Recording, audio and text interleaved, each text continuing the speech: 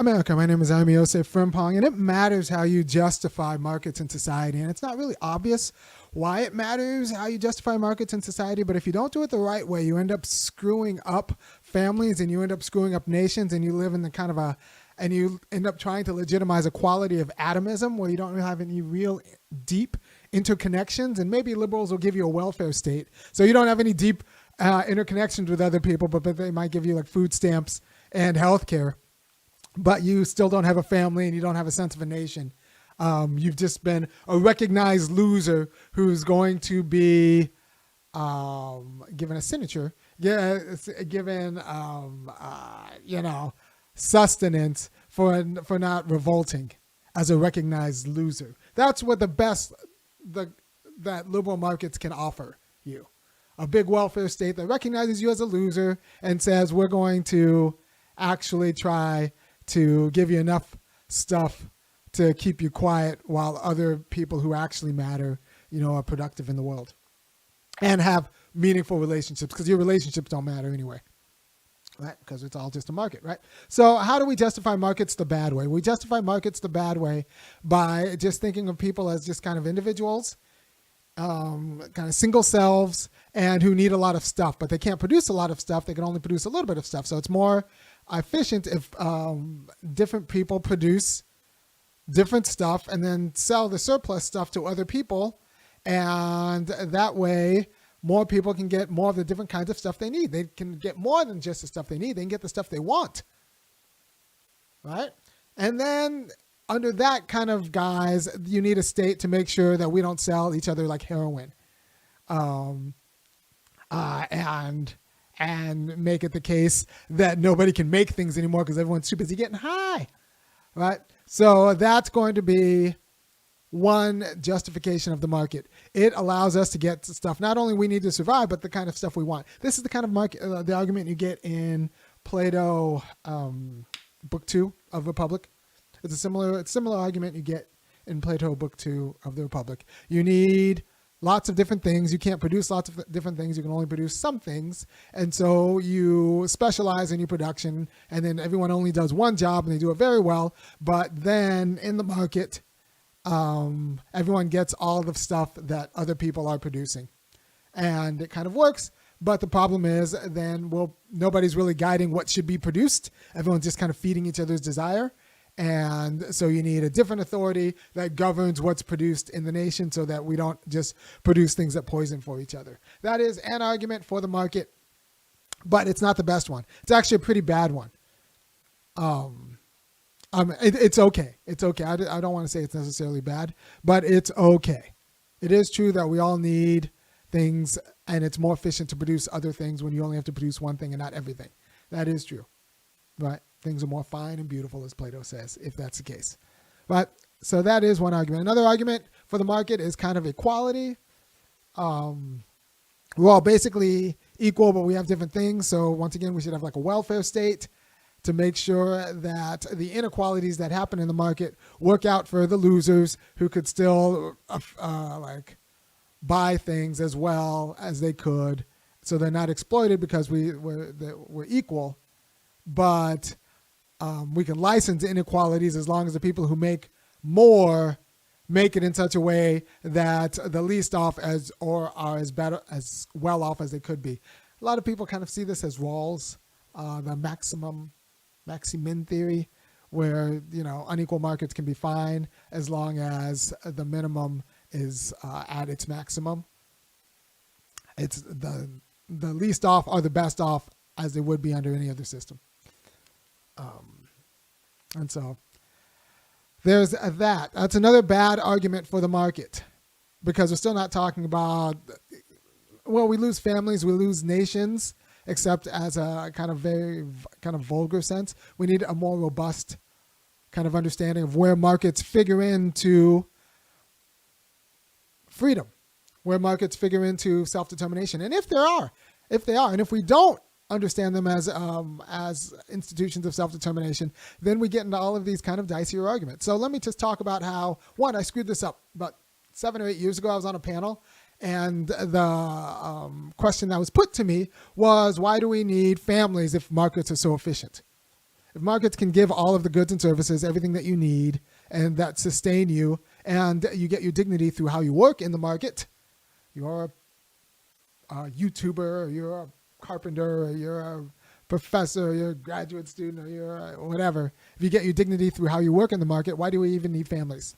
If market can provide the goods and services and dignity that was, previously in families, then why do we need families? And I kind of give a hand-wavy answer based in Hegel because the conference was on Hegel, but I didn't really understand the arguments as well as I should have at the time. I've read a lot more Hegel then, and I've worked a lot more on Hegel and family. But, I think there's a lot at stake, because if you don't get this right, then you lose family and you lose the importance of family. It makes it easier to kind of slide into a quality of fascism, which isn't particularly great. And yeah, I didn't do it right then. I'm going to do it right now. I'm going to redeem myself from 8 years ago to you people who are more people who are than were actually at the conference meeting where I kind of fumbled this answer. And I'll just give the story now. All right, so markets can be legitimized the right way as institutions of self-determination. And they're institutions of self-determination because they free you from the increasingly oppressive relations of family relations. But family is also freeing you from just being like a mass of cells, right? So families are awesome. Families are awesome because you're immediately connected to someone that sustains you, and that is in it with you. And as you are growing as a child, you don't have a sense of your own activity or agency. So where your activity begins and your parents' activity ends isn't really clear. You don't have a sense of your needs, and you don't have a sense of the particular way in which to meet your needs. All of that's ambiguous.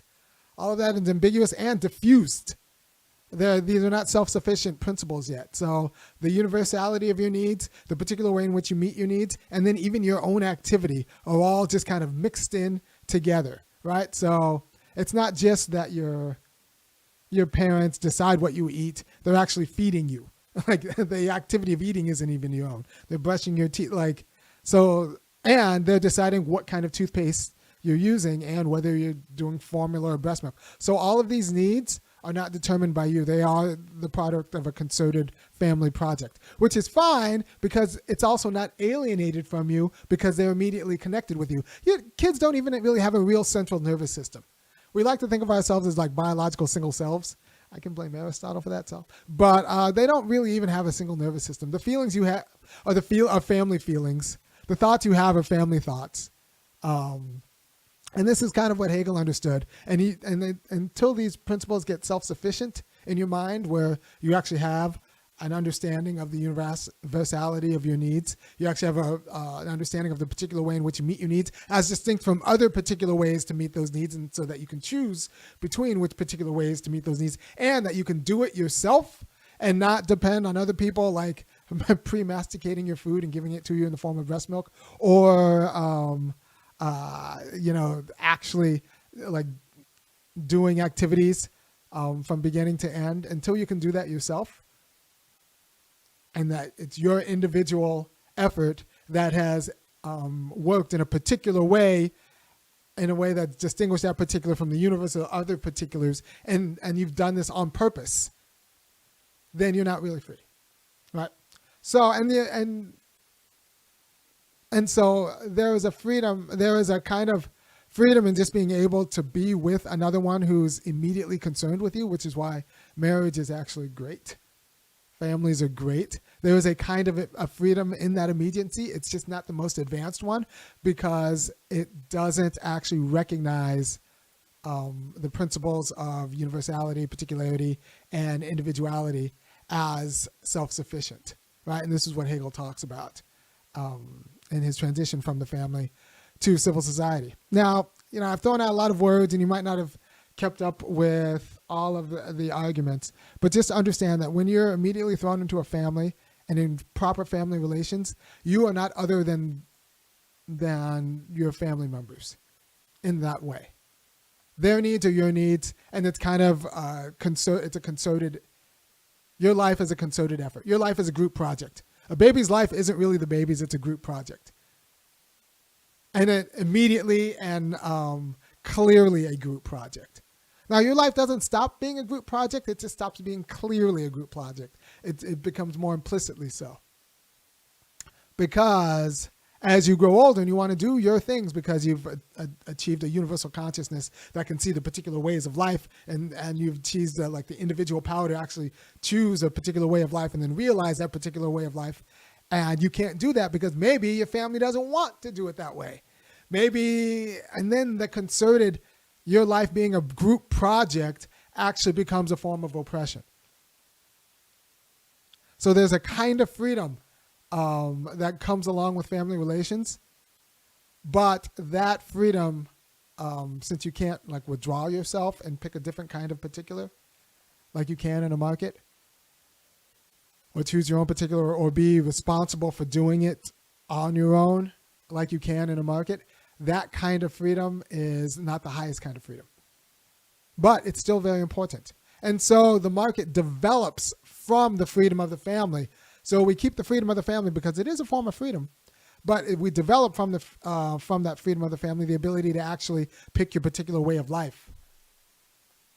Now, it doesn't mean we've forsaken the family. That means we've gone through the family, and now civil society becomes a transformation of the freedom of the family.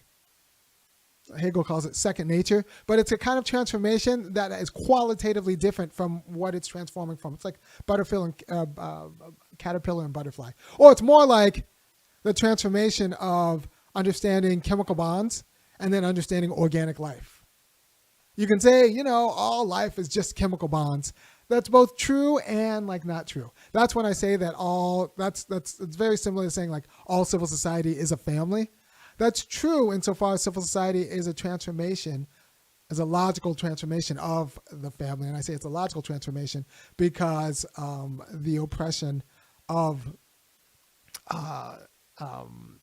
family relations can't stand self-determination, can't stand its own reflection.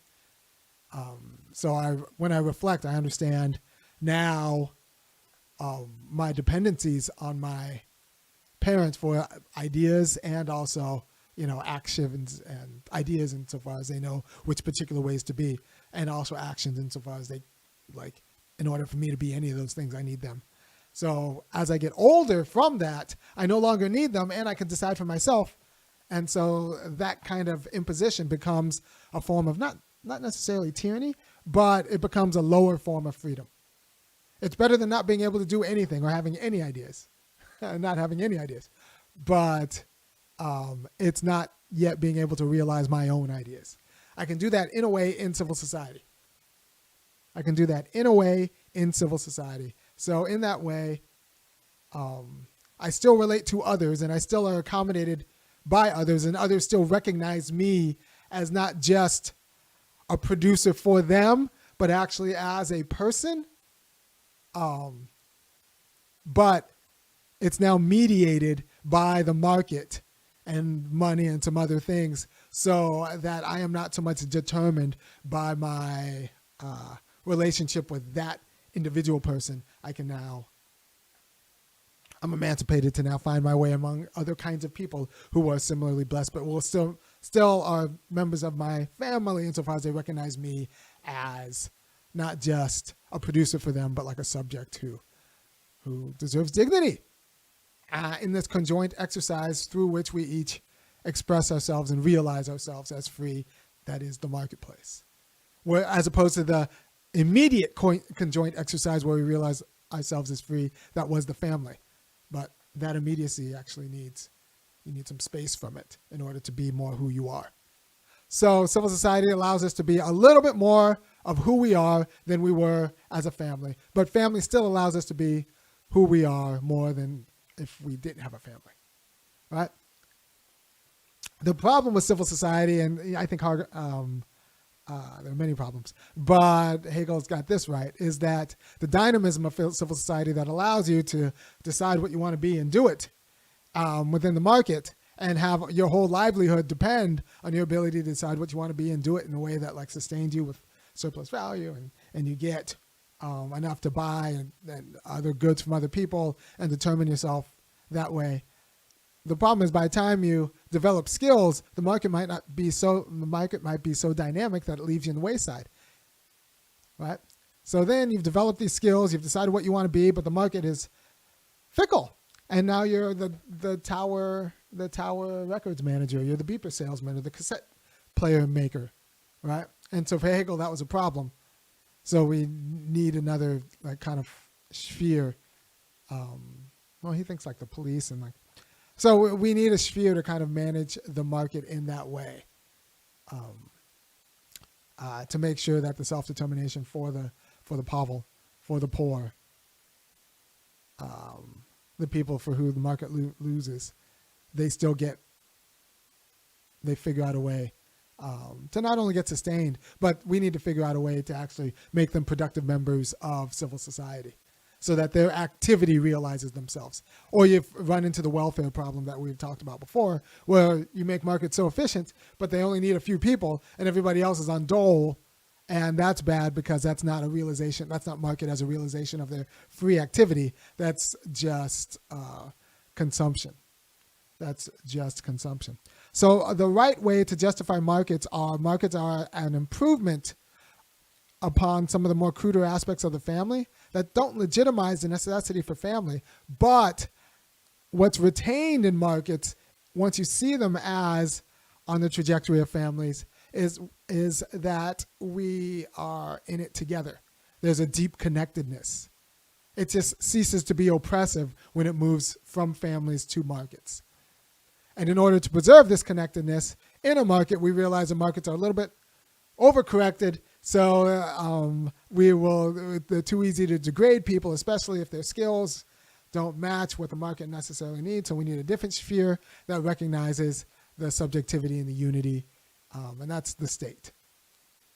The subjectivity of every person in the market and the unity of everyone, like accommodating each other for the sake of freedom, for the sake of self-determination. Now, what's important and what I want you to take from this is that is a fundamentally different understanding of the market than one that's just really efficient at producing different kinds of goods and services. Right. When you justify the market as an extension, as a kind of family that's qualitatively distinct from the family, you don't lose the unity of the family. And then when you see the problems of the market, and while not oppressive, like the family is oppressive, dictating you everything that you should do, but just that it moves faster and is not really that appropriately concerned with your subjectivity and the fact that your activity might actually sustain you.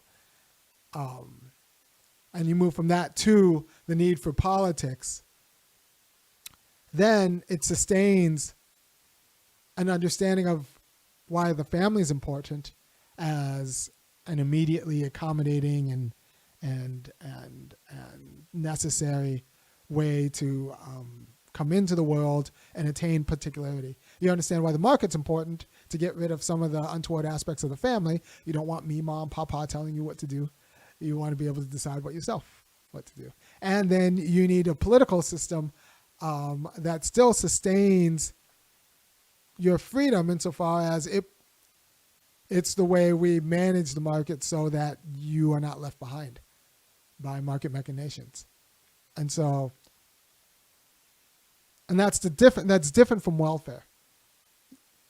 Hegel didn't actually understand, he didn't get there, but this is one of the reasons why you need something like a federal job guarantee, so that you can meaningfully contribute to a market society while still preserving your humanity. Because Hegel did have a problem with welfare.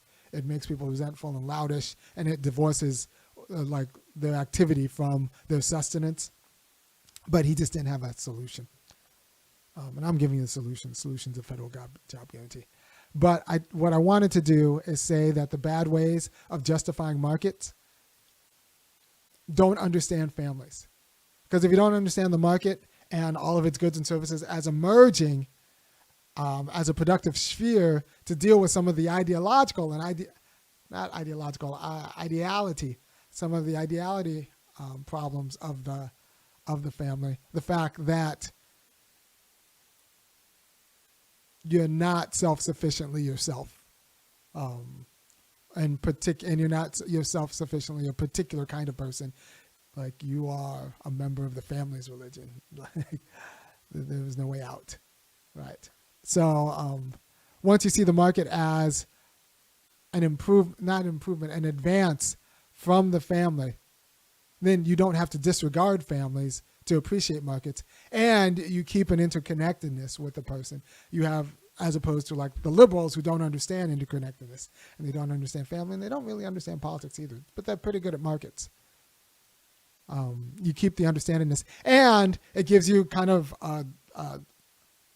a way to conceive of why you need something like unions to keep the working in market societies as a sense of self-determination. And in advanced market societies with a lot of people, you need, and a lot of employees, you need unions, right? Or you're just under the domination of the market in an untoward way, which isn't much better than the domination of, rich uncles and rich aunts in that other society, in the family society and clan-based society, right? So if you get this right, you can justify families, you can justify unions, you can justify nations. If you get this wrong, then liberals have a hard time justifying anything. They can sometimes justify welfare under the form of equality, but it still doesn't actually justify how we are related to each other in a way that we need each other in order to sustain the particular kind of being that I am. Like I need other particulars, right? And I need other individuals in order to sustain myself, not biologically necessarily, but like ideologically. And they give us a foundation of respect, right? So markets are forms of family, except there are advances in families that are qualitatively distinct from the kind of freedom that comes in the family. By the way, if you want more on this, Hegel, Elements of Philosophy of Right, but also Richard Dean Winfield's The Just Family, and his book Law and Civil Society, I think is actually pretty good on this score. And I think this is important because you have to understand nationalism and you have to understand families. And if liberals don't do that, they're going to get taken over by, kind of an awful person. Because families are forms of freedom. Nations are forms of self-determination. They enable a sort of self-determination. It's not just in markets. And if you don't understand the distinction between those three forms of self-determination, the self-determination you can have as a concerted effort in a family, so it's a rude and crude self, but it's still a self. The self-determination you have in markets, and then some of the internal tensions and contradictions that go with markets that require a self-determination that comes from the political sphere. So, I'm going to look at comments to see if any of this, what landed and what didn't. But yeah, ultimately you need markets for connection. All right, so markets fail those who do not have resources to participate in them. It's not just that, I'm just going to go down the comments. It's not just that markets fail those who do not have resources to participate in them. They fail those that don't have the resources or skills to, actually, I read that wrong. I read that as consume in them, but actually they fail those who don't have the resources to participate in them. You have to actively participate. Your activity has to sustain you through the market and be recognized as such. That's where your dignity and your honor. Hegel got this. It's not just about consuming goods. It's about like actually being able to do things that are recognized, that give you standing, lest you become like a lout, a rabble. And he thought stock speculators are the same. All right, so someone says, we need a black Bruce Wayne to donate to HBCUs. No, that's not it. No, we don't need a black Bruce Wayne. We need black people to have like diffused money so we can come together and decide through our HBCUs or whatever what needs to be done. And not just diffused money, but diffused activities. For a while, the economy was segregated for a lot longer than we like to think it was segregated. And we only did like a handful of things. We need to be doing all the things at a high level so that then we can come together and sustain our institutions and not depend on a black Bruce Wayne. Because if you depend on one black Bruce Wayne, you're at the tyranny of that black Bruce Wayne. No, I want everyone to have an independent sustenance and then can come together and do something great and decide what that great is without having to kowtow to a black Bruce Wayne. All right, next. You'd appreciate developmental literature on conditioning populations for wage labor. I think I would, right? You'll find this preparation flattens populations and families become a little bit more finicky since feedback isn't clear, the clear cause of a third-party paymaster. I'm not sure I get that, Javon, but I'm sure it makes sense, right? So I do think that they're fascinating things. I'm gonna just I've done with the major argument, so I'm just gonna kind of vamp for a while. There's this idea that with women being independent on the market now and independent earners, they can marry for love and they're free to marry for love, which is great. But I think we underestimated how much that dependency made them nice. And I say this as a man who, we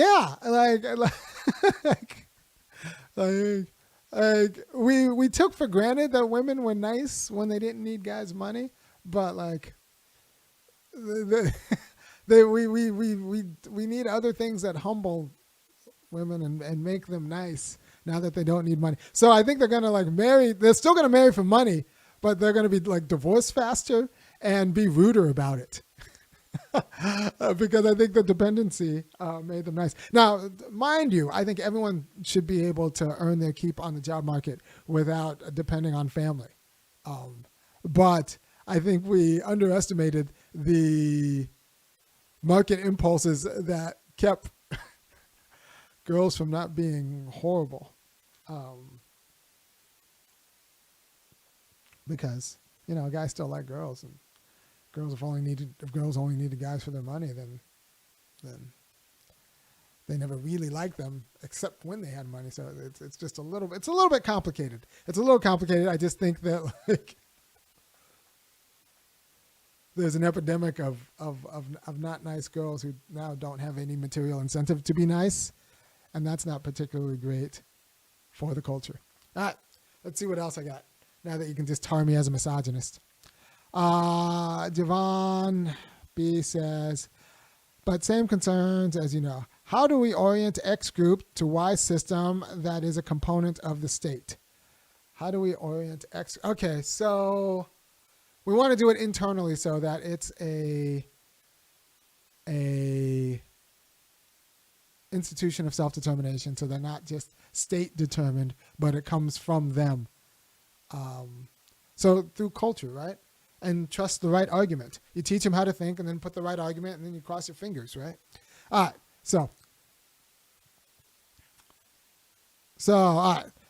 these populations have clan systems. So when you have pay coming from, say, a Chinese employee who pays you biweekly versus your family clan who would empower you and protect you. Yeah, but the problem is you can't quit the family business, right? So if you work in the market, you can quit, and you can organize a union and bargain. If you work for the family or clan, it seems in a way secure, but it's also not really a matter of self-determination in the same way, right? So family businesses are great because they're secure and you'll always have a job. Family businesses have to be run like the patriarch wants them to be run.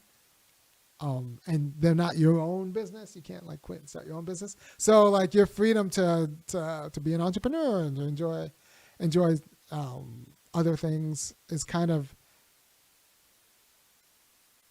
hamstrung or constrained. But we don't want to get rid of family business because there is a freedom in knowing that you have a job. with the family business, or that you've been trained for generations to do this kind of thing. And then you could do this kind of thing. That's kind of awesome. And I want people to be able to do that kind of thing. So the problem is, under clan governance, if your uncle or your dad or your mom pisses you off, tell them to go screw off. You can't really, because you're on their property that they still have the deed in, and you're at their business that they still are the recognized owner of. Right? So family businesses have a plus or minus. By the way, if you appreciate what I'm doing, which I think you should go to www.funkyacademic.com, kick in $5, $15, or $50 a month. And because nobody else is going to give you the arguments, good and bad, for markets in the way that I do. And if you know, you know, right? So nobody else is at this late at night putting their kids to bed saying, like, look, the bad way to justify markets is just as an efficient way to produce goods and services and make beautiful goods and services. And if you throw equality onto that, you can even justify a welfare state. That's a bad way to make an argument, because that loses the family and it loses the nation and it loses the other kinds of freedom that are realized in reflection and sometimes feeling, but aren't really realized in the market, which is why it turns markets into markets for savages. And like I said, you can have a putative equality, so you can have a welfare market that still leaves people atomized and without like a deep sense of interconnectedness and respect for like their subjectivity. In a market society like that, you only respect for how you can earn, not for like the kind of person you decide to be. Or you could be respected for being a person in general with this kind of abstract equality, which still isn't meaningful. You want to be respected for what you do. You want for what you do, not just abstract being, but for like actually performing and building skills. You want to be respected for that stuff. All right, so that's the bad argument for markets. Like, it loses that kind of respect. The good argument for markets is that, well, families offer an initial kind of freedom. They birth you in the world. They put you on a particular kind of direction, but it's all kind of a concerted effort, and you need to be free of that family as you get your own sense of your particularity and what you decide to do and leave behind, and like the options before you, and that you don't need now their activity to brush your teeth. You can brush your own teeth. You can feed yourself. You could actually develop your own skills and develop your own kind of particularity while understanding the universality of the world, which is might outstrip what your family taught you, right? So you need a civil society to get past some of the constraints of the family while still keeping the for you-ness of the world. So that's the good thing about a family. A family is for you. It's explicitly for you. They made your nursery, they burp you, they wipe your butt. All of that is for you. So we want to keep the for you-ness of the family, but leave the constraints. And that's what civil society for you properly understood means. We want to keep the for you of the family, but lose the constraints of having it determined by external features, right? And we lose that in civil society. We lose the for you-ness in civil society when the market dynamics move so fast that the job and the particular way in which you've decided to sustain yourself is no longer viable. You're the tower records manager, you're the beeper salesman. So, yeah. So you need a political sphere that will still keep civil society for you, and you need a political sphere that is for you, that governs civil society, to keep civil society for you, and keep families for you. Because, for example, if you get caught in a market ideology, families stop being for you. Like, this is why parents, they'll divorce willy-nilly for themselves, without thinking about the kids. And if the family is supposed to be for the kids, in addition to in a concerted effort for the parents, then that's market ideology, that's perverted family. So you need a government that sustains both the particular kind of freedom that's adequate to the market, particular kind of freedom that's adequate to the family, and the particular kind of freedom that's adequate to self-government. So all of that, different kinds of for yous are sustained. The family is for you, but in a different way that the civil society is for you, and in a different way that the political sphere is for you. And a market ideology that doesn't start with the family loses the for you aspect of the market. And if it comes back in this abstract way that's not for you to like be an active person. It's just for you to be a passive person, which is not great. And that's a liberal welfare state.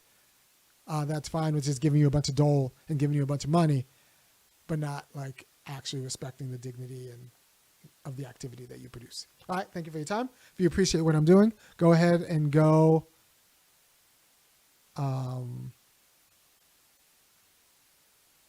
www.funkyacademic.com. Kick in $5.15 and $50 a month. All right, so hold on. Johnny Cadre says, just curious, in a theoretical black nation state, would you still have capitalism as the dominant mode of production? Yes. Yes, I am a capitalist, but a capitalist that actually like thinks that capitalism is good for freedom. For example, like this show is only possible because of capitalism. If I were working for anybody else, I would not be able to say my truth. And I just don't think that everything should be owned. Not everything. I just don't think it should be exclusively capitalist. I think it's okay to have it as a dominant mode of production, but it needs to work under, government. I mean, I guess I'm more comfortable with a state capitalism, but I want multi-parties, and I want like a robust competitive state. And the state shouldn't itself be capitalist. Like the best ideas should win, and at the governance level, not the party with the most money, most amount of access to land. All right, thank you for your time. I don't see any particularly interesting questions. I had a good thought. You had a good thought the other day about malls. I actually agree with that one. I don't know what I was thinking. I hope it was good. Thank you. Maybe you can tell me what I was thinking, and I'm sure it was brilliant. All right, for a future episode, would love to hear your thoughts on Tony Judge III Fares the Land. Okay. I don't know. I'll look it up. Maybe. Someone else. If the comments tell me to look it up, then I will look it up. Thank you, Nicholas Moreno, for your thoughts. And I might talk to you tomorrow about the Groyper War, the Right Civil War. I don't know. The Right Civil War. All right. Take care. Peace.